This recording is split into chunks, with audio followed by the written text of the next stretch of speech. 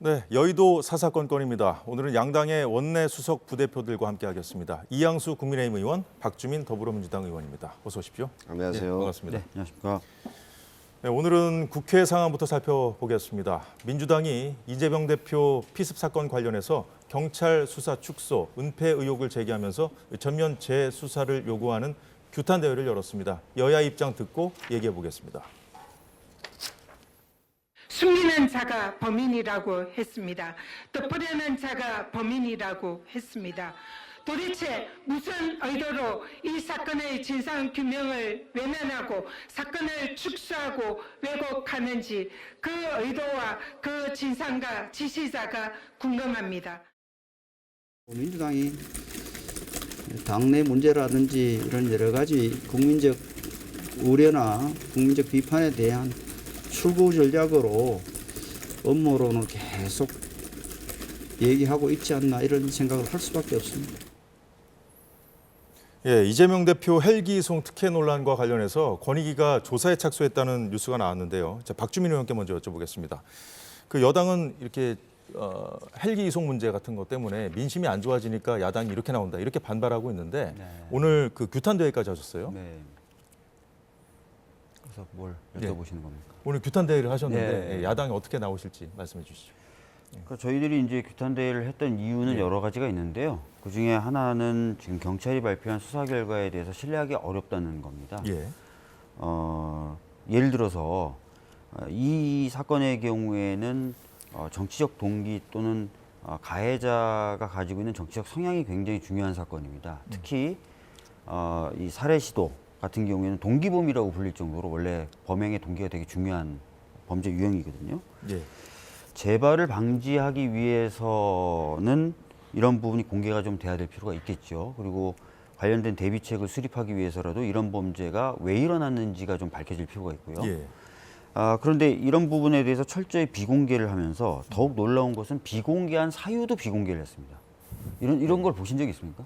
이 사건은 비공개하겠습니다. 근데 비공개 사유도 왠지 안 밝히겠습니다.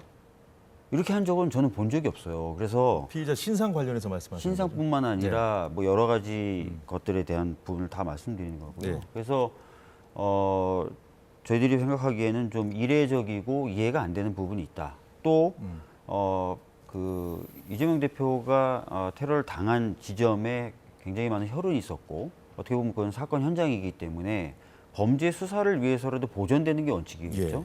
근데 사건 발생 후 15분 만에 물청소를 해버립니다. 폴리스 라인을 친다든지 해서 현장을 보존하는 게 아니라 청소를 해버려요. 수사가 다 끝난 것도 아니고 이제 수사가 시작되지도 않았는데 그러니까 그런 부분도 굉장히 이상한 거 아닙니까? 예. 그러니까 이렇게 이상한 부분에 대해서 제대로 해명도 안 하고 있습니다. 아직까지 경찰은. 그렇다면은 이런 부분에 대해서 진상이 좀 규명될 필요가 있다라고 저희들은 생각을 하는 거고 그렇기 때문에 재조사 이런 것들이 필요하다. 그리고 재조사가 이루어지기 전이라도 지금 경찰은 신속하게 필요한 부분을 공개하라. 이런 것도 촉구하는 의미에서의 규탄 대회였던 거죠. 예. 경찰의 초기 대응부터 수사 상황까지 전반적으로 해서 야당이 좀 지적하는 부분들을 조목조목 말씀을 해주셨는데 이양수 의원 반론해 주시죠. 일단 민주당의 이재명 당대표가 괴한에게 피습을 당한 사건에 대해서는 대단히 유감을 표시하고 다시는 이런 일들이 일어나지 말아야 되겠다. 특히 재발 방지 대책을 세우는 것에 대해서는 굉장히 큰 공감을 합니다.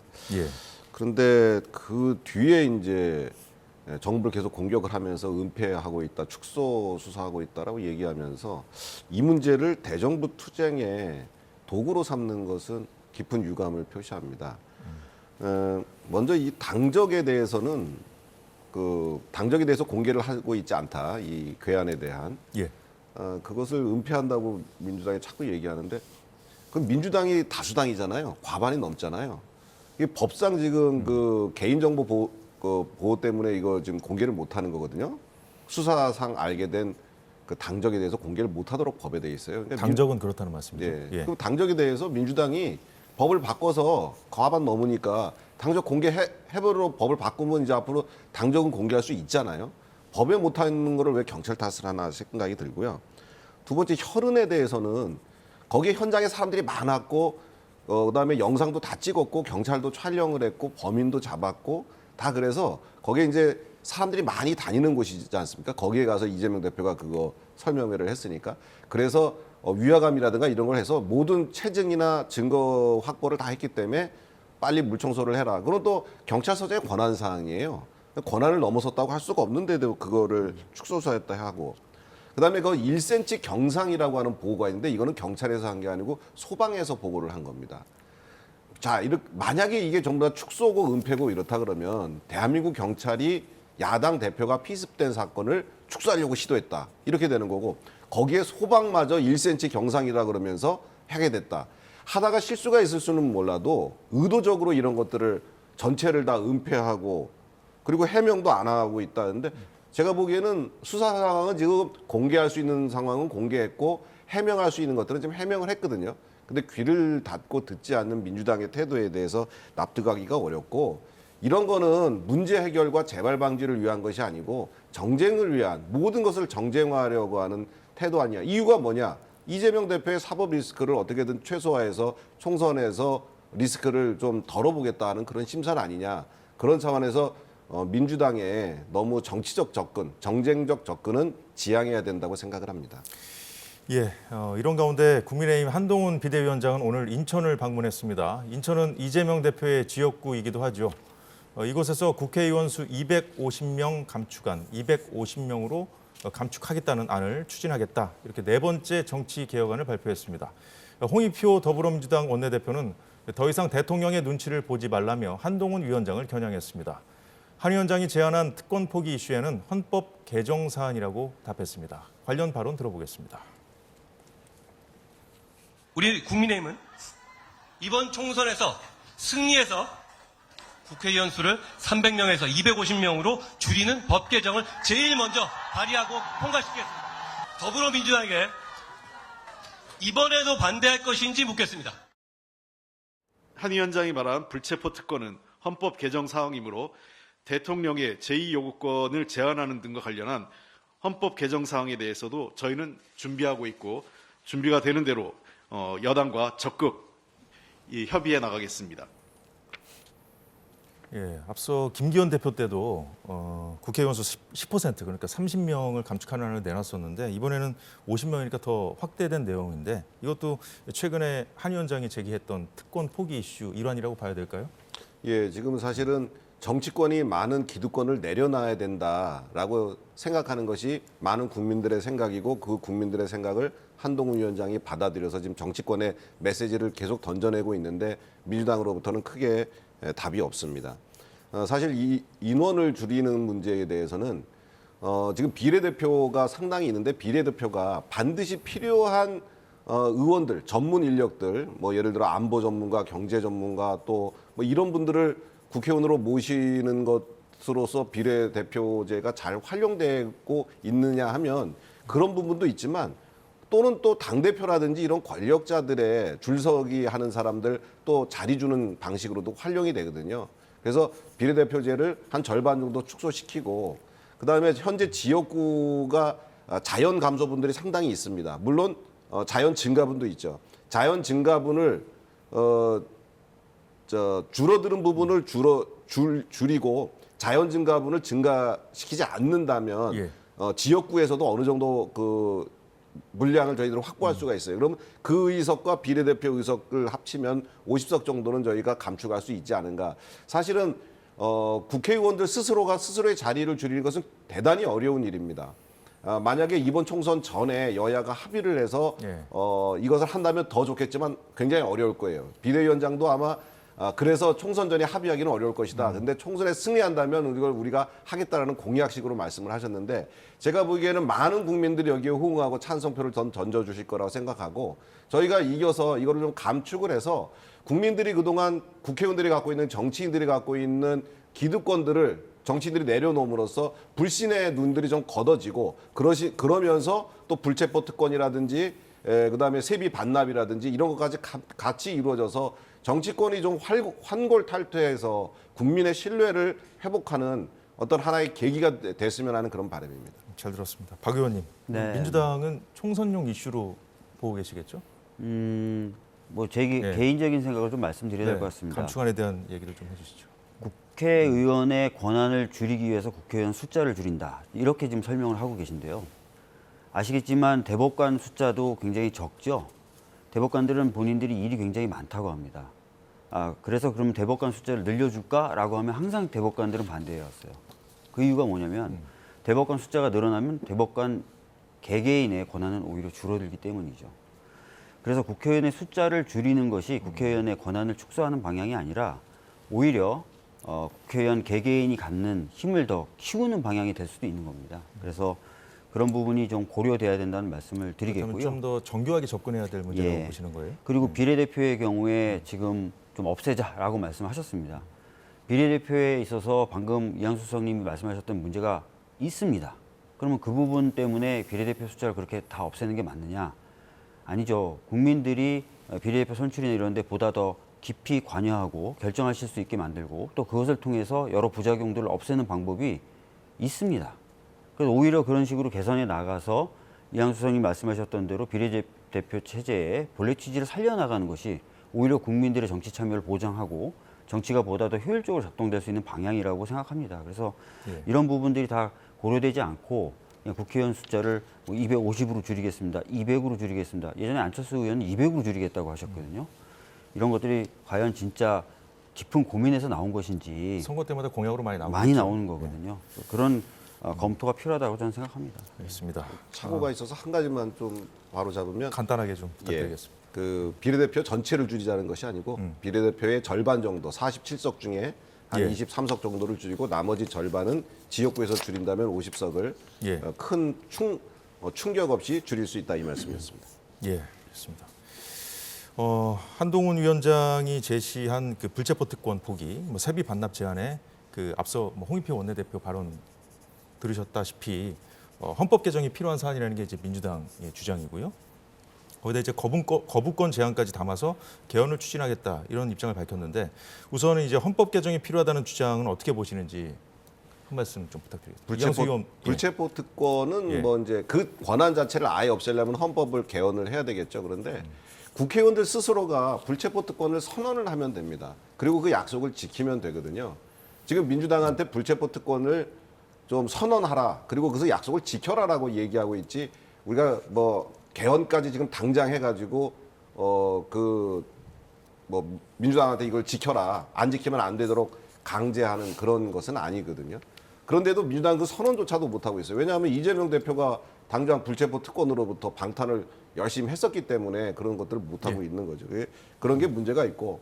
그리고 거부권에 대한 것은 이제 우리 정부가 이제 거부권을 하니까 그거를 못하게 하는 장치를 마련하겠다고 이제 엄포를 넣는 거잖아요.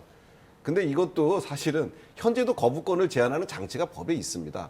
뭐냐면은 거부권, 제의 요구를 했을 경우에 3분의 2 이상이 국회에서 찬성을 하게 되면은 그게 제의 요구가 이제 무산이 되는 거거든요. 그래서 지금도 장치가 있는데 추가적으로 더 만든다고 하는 것은 지금 정부에 대한 거부권이나 제의 요구에 대한 태도가 마음에 안 든다. 이게 지금 약간 하면서 앞으로 잘해라 협박하는 그런 모양새인데 원내대표의 태도로서는 조금 바람직하지 않아 보입니다. 방금 전에 이양수 의원 말씀 듣는 중에 이재명 대표가 내일 당무에 복귀한다는 소식이 들어왔다고 합니다. 관련해서는 좀 이따 다시 얘기를 해보는 걸로 하고요. 일단 헌법 개정이 필요하다는 그 주장에 대한 입장 간단하게 좀 설명 좀 부탁드리겠습니다. 그러니까 불체포 특권을 포기하는 방법으로 지금 이양수 수석님은 선언하면 된다라고 말씀하셨습니다. 물론 선언하고 행사 안 하면 예. 포기라고도 볼 수는 있겠지만 헌법에 규정이 돼 있기 때문에 그 부분을 사실상 진짜 행사하지 않게 하려면 근원적으로는 헌법을 개정하는 게 맞겠죠. 그리고 불체포 특권이라고 하는 것은 그 의미가 이름은 특권이지만 사실상 입법부와 행정부가 서로 견제하도록 만든 시스템적 요소예요. 그렇기 때문에 입법부의 불체포 특권을 조정하려면 당연히 견제와 구형의 원리상 정부의 어떤 권한도 대칭되게 또는 대응되게 조율할 필요가 있는 겁니다. 이건 시스템적으로 설계한 것이기 때문에요. 예. 그중에 이제 저희들이 거론할 수 있는 것은 최근에 좀 제한 없이 행사되고 있는 거부권 뭐 이런 것들이 되겠죠. 그래서 그런 것들을 같이 좀 검토하자 진짜 진심이라면 라고 이야기를 한 거고 특히나 한동훈 비대위원장이 광주를 방문해서 5.18 광주 민주화 운동에 관련된 내용을 헌법 전문에 넣는 거 찬성한다고 원포인트 하겠습니다. 개헌 얘기는 했죠. 그렇다면 그것도 역시 개헌이 필요하니 여러 헌법 개정이 필요한 내용들을 한동훈 비대위원장이 하고 있고 또 그런 부분에 대해서 저희들도 준비가 돼 있으니 그럼 같이 한번 얘기를 해보자 이렇게 말씀을 드린 겁니다. 근데 이제 예. 거부권 제한 같이 이제 여당이 받을 수 없는 거를 거의 넣어서 같이 하자 그러면 이 개헌을 하고자 하는 마음이 있어도 더 그러니까 어려워지는 거 아니에요? 이 부분에 대해서 제가 그래서 말씀을 예. 드렸던 겁니다. 그러니까 불체포 특권이라는 것이 이름은 특권입니다. 마치 이제 국회의원들이 행사하는 특권인 것처럼 돼 있지만 예. 헌법학적으로 이것은 시스템이거든요. 그러니까 견제와 균형을 위해서 설계해 놓은 제도입니다. 그렇기 때문에 한쪽을 손을 대면 다른 쪽 한쪽을 손을 대는 게 헌법학적으로는 맞죠. 그래서 그런 부분을 같이 이야기하자라는 말씀을 드리는 거고 특히 헌법학에서도 이 거부권이라는 것이 과연 제한 없는 권리냐 물론 아까 말씀하셨던 대로 절차적 제동 장치가 있긴 하지만 예. 행사를 할 당시에도 내재적 한계조차도 없는 권한이냐에 대해서 동의하는 학자가 거의 없습니다. 그렇다면 그런 부분에 있어서도 좀 명시를 하는 등의 방식을 통해서 제한을 할 필요도 있다라는 생각을 가지고 있는 거죠. 예, 잘 들었습니다. 제가 생각에도 불체포 특권이라든가 이런 문제에 대해서 개헌을 하는 것을 논의하는 것은 찬성해요. 물론 총선 전에는 어렵겠습니다만 총선 이후에 이제 찬성합니다. 그런데 불체포 특권에 대해서 민주당에서 좀 더 전향적으로 생각하는 이유가 과거 권위주의 시절에는 그 뭐 검경이나 이런 걸 예. 동원해서 막 잡아들였잖아요. 그러고 나서 그래서 이제 국회의원들이 그 방어 어떤 기제로서 이런 것들을 활용했는데 예. 지금은 또 형사소송법이 개정이 돼서 영장 실질 심사라는 걸 합니다. 누구나 국민들 누구나가 판사 앞에 가서 이 구속영장이 지금 제대로 집행돼야 되냐 예. 말아야 되냐 심사를 받아요. 그러니까 국회의원만 2번, 국회에서 체포동의안으로 1번, 또 판사 앞에 가서 영장 실질 심사로 1번. 그러니까 영장 실질 심사가 없을 때는 체포동의안이 필요했었죠. 근데 이제 영장 실질 심사가 예. 있으니까 체포동의안은 없어져도 되는 거 아니냐. 이게 솔직히 훨씬 타당하거든요. 그래서 저는 민주당에서 이 문제에 대해서 좀 더 전향적으로 나오셨으면 좋겠고 그 제의 요구권 이거에 대해서도 헌법학자들끼리 사실 견해가 굉장히 다양하게 뭐 많습니다. 근데 이거를 정치권에서 정리를 해줘야 되는데 이거를 민주당의 좀 그 많은 의석으로 예. 일방적으로 국회에서 일방 독주 처리를 하다 보니까 합의되지 않은 그러니까 우리 예. 당이 찬성하지 않은 법들을 민주당이 너무 많이 통과시키다 보니까 행정부에서 그거를 제의 요구 거부를 할 수밖에 없는 이런 상황이 있었잖아요. 이런 상황에서 너무 그 행정부의 권한에만 관점을 두고 이 문제를 바라보자 하는 것은 민주당의 일방적 국회에서의 독주를 너무 도외시한 느낌이 든다 이런 말씀을 알겠습니다. 드리겠습니다. 특권 포기와 그러니까 지금 이양수 소장님 간단하게 말씀하신 대로 하시죠. 예. 뭐 저희가 일방 처리하니까 약간 그런 입법부의 태도에 대해서 견제한다는 의미의 제2 요구 권한이 있다라는 말씀을 하신 거잖아요. 그러니까 이게 사실 견제와 균형이라는 시스템적으로 양쪽이 다 설계된 거예요. 그러니까 한쪽만 손을 대면 이제 견제와 균형이라는 그 평행선이 무너지는 거고 그래서 양쪽을 좀 할 거면 다 손을 보자 이렇게 말씀드린 겁니다. 예. 알겠습니다. 이 정도로 하고요. 이제 다음 주제로 넘어가 보도록 하겠습니다. 오늘 한동훈 위원장의 인천 방문에는 원희룡 전 국토교통부 장관도 함께했습니다. 원 전 장관은 이재명 대표의 지역구인 인천 계양을 출마를 공식 선언했습니다. 돌덩이 치우러 어디든 가겠다 이렇게 얘기를 했는데 자 이거는 박주민 의원께 먼저 여쭤보겠습니다. 네. 이재명 대표를 뭐 돌덩이에 비유한 건가요? 뭐 이 그렇게 공식 얘기하신 출마 선언을 거겠죠. 했는데 어떻게 보십니까? 글쎄요, 뭐 네. 여당의 정치를 하시는 분이 뭐 어느 지역에 출마하시겠다 그건 본인의 마음일 것 같아요. 그리고 뭐 그렇게 출마하면서 여러 가지 발언을 하실 수는 있겠지만 그러니까 야당 당 대표를 이제 돌덩이에 비유하고 이런 거는 보통 이제 잘 안 하는 일이긴 합니다. 게다가 원희룡 전 장관은 사실 얼마 전까지 국토부 장관이 있으면서 서울 양평간 고속도로 관련돼서 일방적으로 막 취소한다든지 굉장히 좀 비상식적이고 무책임한 모습을 보여주지 않았습니까? 그러다가 그 문제가 채 해결되지도 않았는데 본인은 이제 출마하겠다고 장관직을 던지고 나온 거란 말이에요. 본인은 이제 과연 책임 있는 모습을 보여줬는지 그래서 지금까지 보여줬던 그 모습 하에서 정치를 하겠다고 선언하면 그것이 정치 신의에 기반한 모습인지 그런 것도 한번 되돌아보셨으면 좋겠습니다. 대결은 성사되겠습니까? 이재명 대표가 나와야 뭐 성사되는 거 아니겠습니까? 성사 예. 되겠죠. 나올 것 같습니까? 계양을에 이재명 대표도. 예. 예. 지금 뭐 상황에서는요. 예. 이양수 의원은 어떻게 보시는지요? 일단 이재명 대표가 최근 개항을 예비후보 심사를 신청해서 그 당의 검증 심사에서 적격 판정을 받지 않았습니까? 이거 두고도 뭐 여당은 비판을 하던데. 그렇죠. 이제 보통 그 재판 중인 분들은 후보로 이제 당에서 내세우지 잘 않죠. 이제 과거에 민주당은 기소가 돼서 재판 중이면은 공천을 주지 않는다는 규정이 있었는데 그 규정을 바꿔서 그 이후에 이렇게 재판 중인 분들도 공천을 하고 이렇게 하는데 이재명 대표 때문에 사실은 민주당의 공천 기준이 굉장히 낮아졌다 이런 얘기가 많이 나옵니다. 그런데 이제 그 대장동 1타 강사라고 일컬어지는 원희룡 장관이 장관까지 하고 내가 이렇게 영예도 누렸으니 내가 당을 위해서 희생과 헌신을 하겠다. 내가 험지로 가겠다. 이재명 대표와 맞붙어서 내가 승리해 보겠다. 이렇게 지금 아주 뭐 우리 당 입장에서는 굉장히 용기와 헌신 또 이렇게 멋있는 모습으로 갔어요. 그래서 가셨는데 당연히 상식적으로 저는 여기에서 맞대결이 이루어져야 된다고 봅니다. 왜냐하면은 이재명 대표가 그 지금 계양에서 그 후보자 검증을 받았단 말이에요. 예. 그러면 여기 출마할 거로 지금 예측이 돼요. 그래서 원희룡 장관이 거기에 지금 출마 선언을 했어요. 근데 여기서 갑자기 이재명 대표께서 비례로 간다든지 아니면 다른 지역구 편한 데로 가버리신다면은 정말 그거는 사실 정당사에서 정말 보기 어려운 비겁한 행동이 아닐까. 이재명 대표가 발빼기엔 좀 어려운 상황이 됐다. 예, 그래서 그거는 아마 어려울 것 같고 성사가 저는 되겠군요, 그러면. 대결이 성사될 것 같은데 여기에서 원희룡 장관이 선전을 해서 이제 이기면은 정말 그 진짜 대단한 큰 전과를 올리는 것이고 예. 제가 보기엔 저도 최소한 이재명 대표를 상당히 개항해서 발을 묶을 수 있는 그런 전략이 아닌가. 그래서 저는 이겨도 저도 원희룡 장관의 승리가 되지 않을까 하는 생각을 가지고 있습니다. 네, 원희룡 전 장관과 함께한 그 인천 한동훈 위원장의 인천 행보 들여다봤습니다만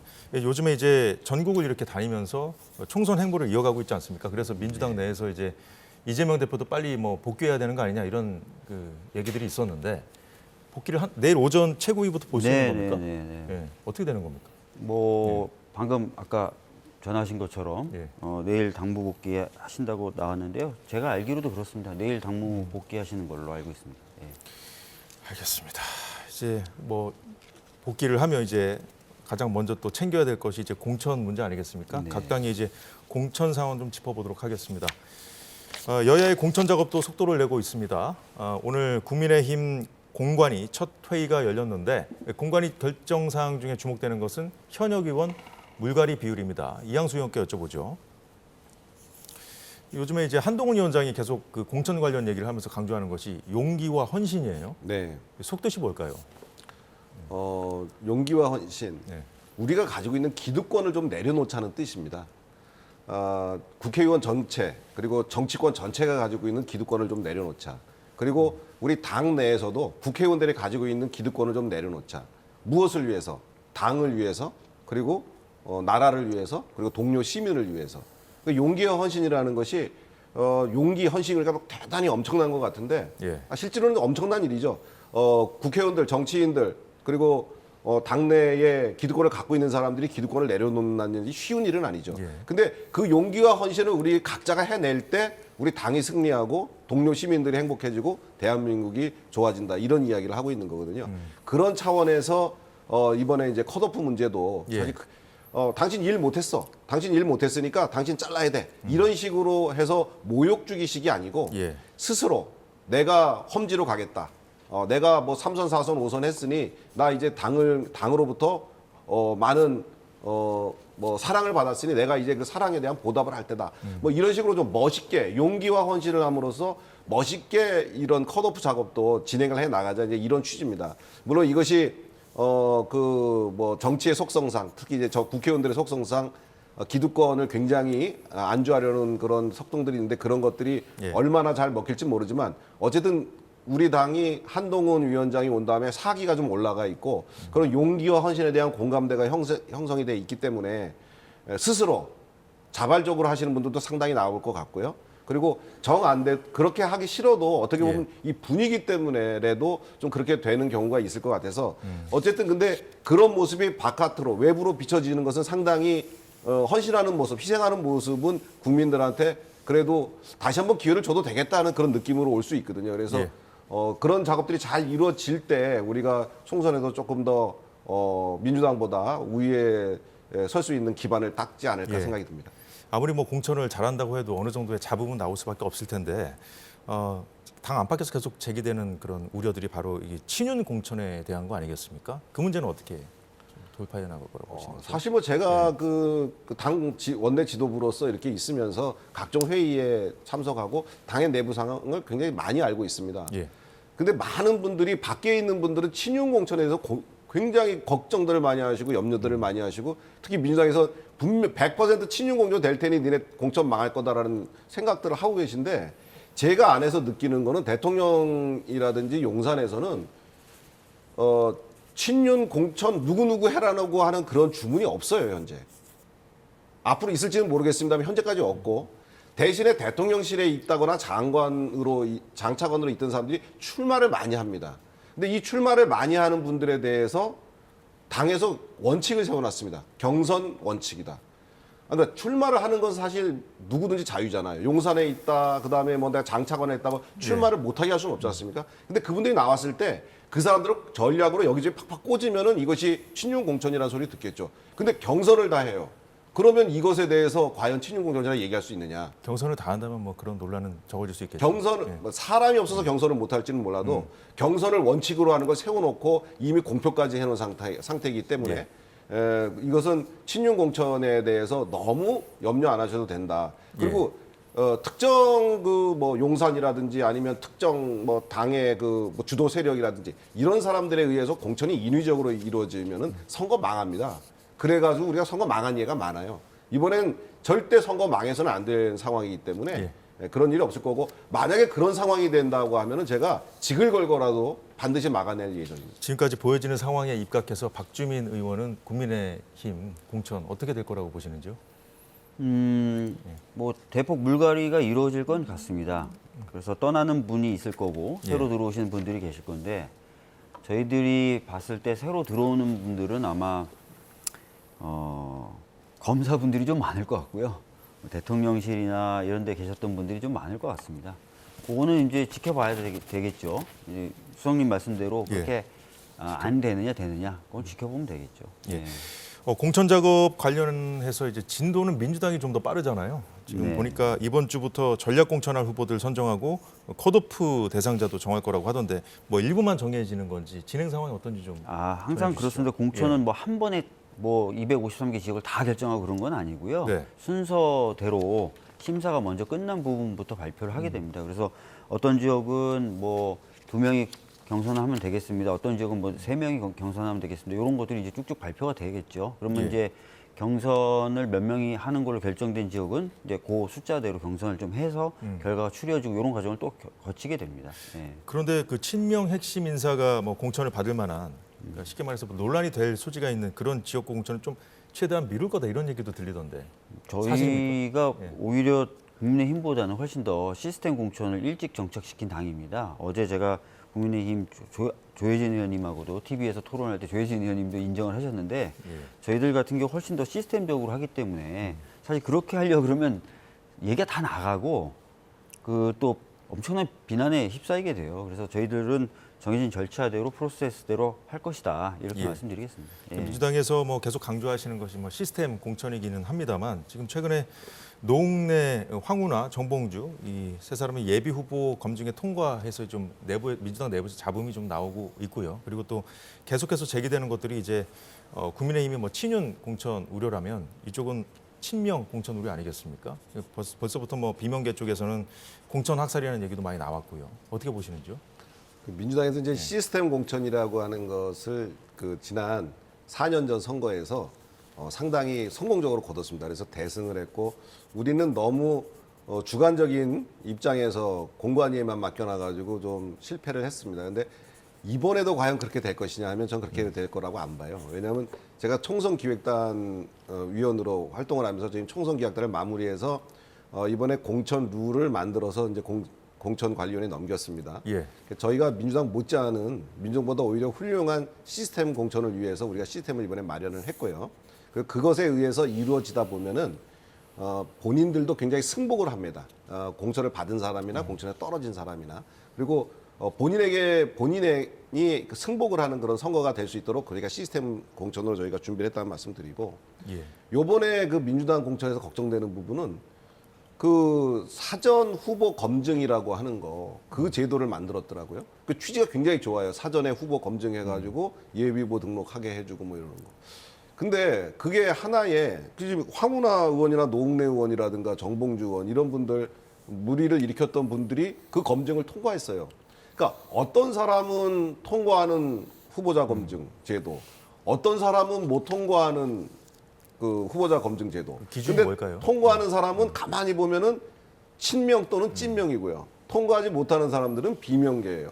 이러니까 이게 시스템 공천이 아니고 뭐 친명이냐 비명이냐 이거 감별하는 친명 감별 검증 제도다 이런 얘기가 나오거든요. 그래서 이거는 제가 보기에는 뭐하러 이 제도를 만들어서 사람 공천할 때 그냥 스리슬쩍 하지 왜 이런 제도를 만들어서 한 번, 두 번이나 걸치는 이렇게 분란을 일으키나 하는 생각도 들고요. 뭐 이런 지적을 하니까 이제 민주당에서 원내대표께서 우리가 이제 공천 실제로 할 때는 훨씬 더 혹독한 검증을 하겠다라고 이제 얘기를 하셨는데 그게 이제 그 이재명 대표 입에서 그게 나와야 되거든요. 이재명 대표는 친명 공천할 생각이지 아주 혹독한 검증을 통해서 훌륭한 후보들 낼 생각은 별로 없어 보여요. 예, 그래서 이것도 저는 뭐 지켜봐야 봐야 될 되겠죠. 문제라고 생각을 합니다. 시간 관계상 신당 관련 사항만 좀 더 짚어보고 넘어가도록 네. 하겠습니다. 오늘 이낙연 신당 새로운 미래가 창당 발기인 대회를 열었습니다. 그런데 이제 두 분께 여쭤보고 싶은 거는 이제 신당 이슈가 아주 주목받고 있는 이유가 바로 이제 삼지대 통합이 가능할까, 어디까지 연대를 할 것인가 이 부분 때문 아니겠습니까? 그런데 워낙 그 신당들이 추구하는 그 목적, 지향점 그리고 그동안 걸어온 어떤 뭐 정체성이라든가 노선 등이 너무 달라가지고 사실 좀 회의적이지 않습니까? 그런데 이 내부에서조차 지금 벌써부터 뭐 좀 이견들이 막 표출되고 있어서 이 삼지대 통합 가능성 얼마나 보고 계신지 좀 박주민 의원께 그러니까 워낙 말씀해 주시죠. 다른 정치 행보를 보이셨던 그리고 다른 정치색을 가지셨던 분이라서 예. 쉽게 연합 또는 연대가 되기는 어려울 것 같다는 게 제 기본적인 생각입니다. 물론 조홍천 의원님 같은 경우에 궁하면 통한다 이래가지고 본인들이 기호 3번을 받아야 되기 때문에 어떻게든 최대한 숫자를 모으려고 할 것이다. 그렇게 되다 보면 연대나 연합이 좀 풀리지 않겠는가 이런 말씀하셨는데 예. 그럴 경우에 그거는 누가 봐도 선고용이죠. 그럼 좋은 평가를 받을 수가 없어요. 그래서 그런 부분까지 다 고려한다면 예. 쉽사리 아름다운 모습의 연대 통합은 좀 보이기가 어렵지 않을까 예. 이런 생각 가지고 있습니다. 예. 이양수 의원은 어떻게 보십니까? 이 정당이라고 하는 게 이제 가치를 공유해야지 되거든요. 같은 생각을 가진 사람들이 정권을 획득하려고 모인 게 정당인데 예. 이 보면은 너무 색깔들이 다르고 생각이 달라요. 과연 이분들이 과연 모여서 정권 획득을 위해서 한 몸이 될 수 있을까 하는 생각이 들고요. 이거는 이념적 스펙트럼에서 서로가 아니고 정반대의 길을 잇는 사람들이 국회의원이 되기 위한 총선에서 뭔가 의석을 확보하기 위한 수단으로서 이걸 활용하는 거기 때문에 어렵고요. 그리고 벌써부터 삐걱 소리 나는 소리가 들려요. 이준석 그 전 대표가 떴다방 되면 안 된다. 그럼 난 안 간다 그랬잖아요. 이준석 대표가 안 가면 그건 떴다방 되는 겁니다. 이미 벌써 나를 잘 모셔가라 이렇게 얘기를 하고 있어요. 이미 내 몸값 올리기, 내 몸집 불리기를 스스로들 하고 있거든요. 그런 데에서 어떤 정치적인 어떤 미래를 발견하기는 어려울 것 같고 어쨌든 그리고 특히 한 가지 더 말씀드리면 예. 저는 정치를 아무리 힘들어도 이번에 국회의원이 못 될 수가 있어요. 그리고 다음에도 못 될 수가 있어요. 뭐 그렇다 하더라도 그 정당 내에서 최선을 다해서 하는 것이 좋고 일시적으로 공천을 못 받아서 뭐 탈당했다가 무소속으로 당선돼서 다시 오는 것까지는 괜찮지만 이렇게 나가서 다른 당 만들어 가지고 거기서 뭐 하겠다고 하는 거 다시 돌아오기도 하지 그거보다는 않습니까? 예. 당내에서 당권 경쟁을 하는 것이 훨씬 더 바람직한 일이죠. 예, 알겠습니다. 시간이 다 돼서 두 분과의 말씀은 여기까지만 하겠습니다. 지금까지 박주민, 이양수 의원이었습니다. 오늘 말씀 고맙습니다. 네.